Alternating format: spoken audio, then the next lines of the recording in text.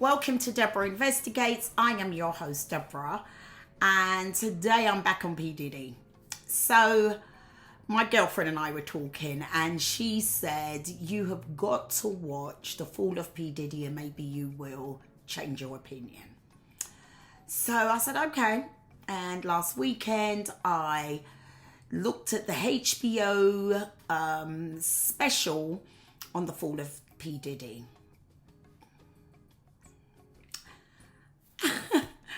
And if anything, it makes me think that this is a bullshit case even more.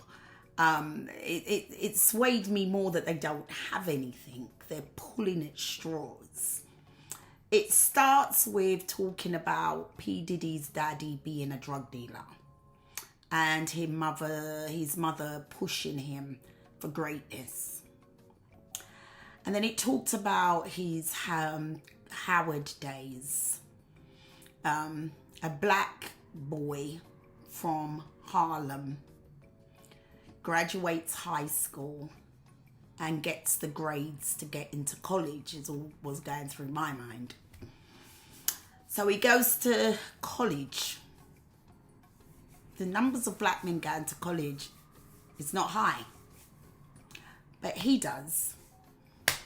Congratulations, boo. I'm sitting here thinking, okay, so what's the story here?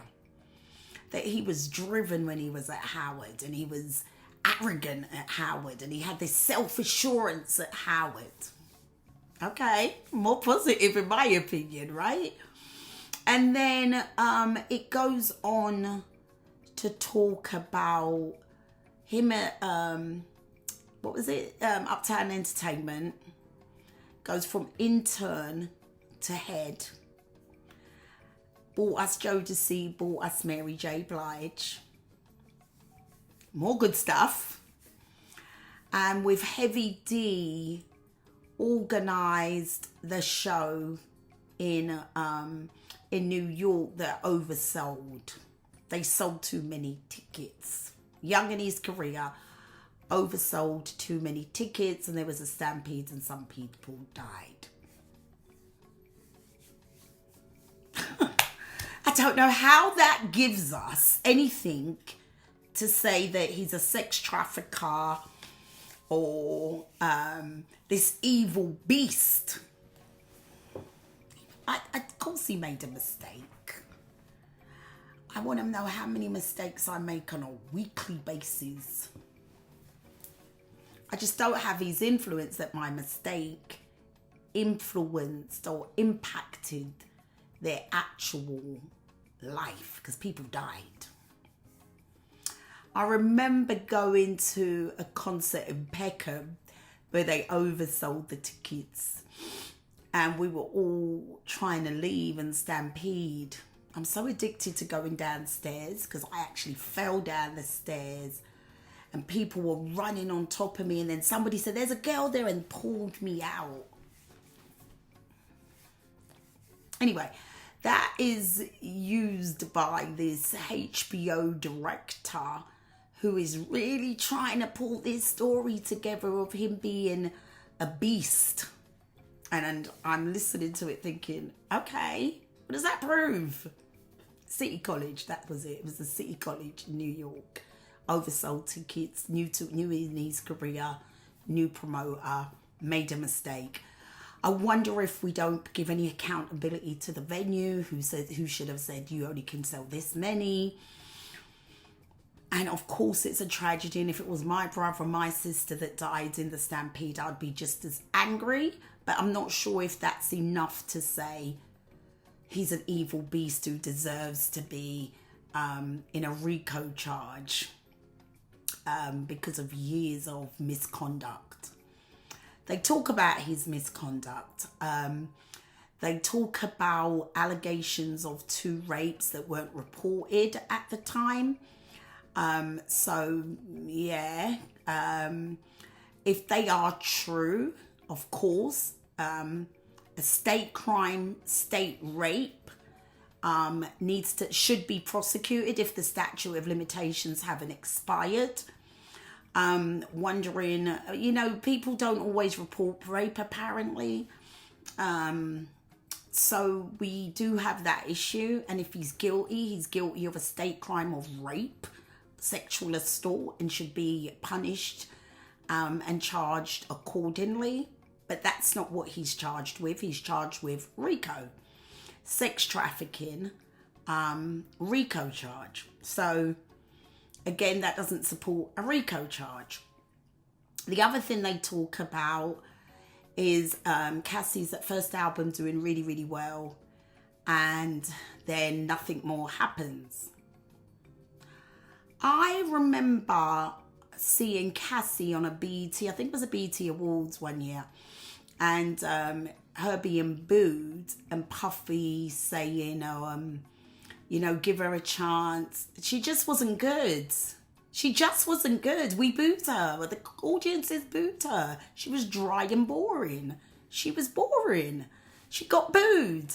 I heard him trying to give her a chance. I don't think we can rationalize and perpetuate two different stories. That he's this money-hungry person who wants to make money off of people, but then he had a superstar Beyonce in his back pocket and decided that he was going to keep this Beyonce as his sex slave. That's not true. If for any moment Puffy thought he had a Beyonce with a Cassie, or he thought he had a Jennifer Lopez with his Cassie, or he thought he had an Aaliyah with his past Cassie, I guarantee you Puffy would have promoted that woman and unleash her. If he had a Mary J. Blige, he would promote her. The only reason why Cassie's second album, I'm surprised her first album did as well as they say it did, and we were just waiting, but they said he would be dangling the carrot for her second album in front of her. She wasn't good. She was booed. The next thing they talk about was Danity Kane and Aubrey O'Day. So I really wasn't following the Making the Band stuff, but I did a little bit of research afterwards and saw that Aubrey had done some nude pictorial somewhere, and that Puffy said that's not the image we want for the group. You're acting like a slut and you have to go. But the implication in this Fall of P. Diddy episode was because he wanted to sleep with her. But, and then he fat shamed the other girl. Again, how does that support him being this beast that is guilty of this RICO charge?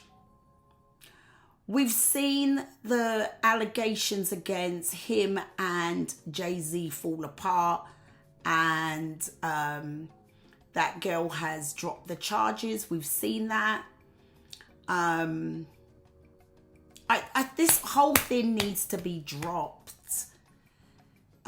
Baby oil, there's nothing against the law for having baby oil.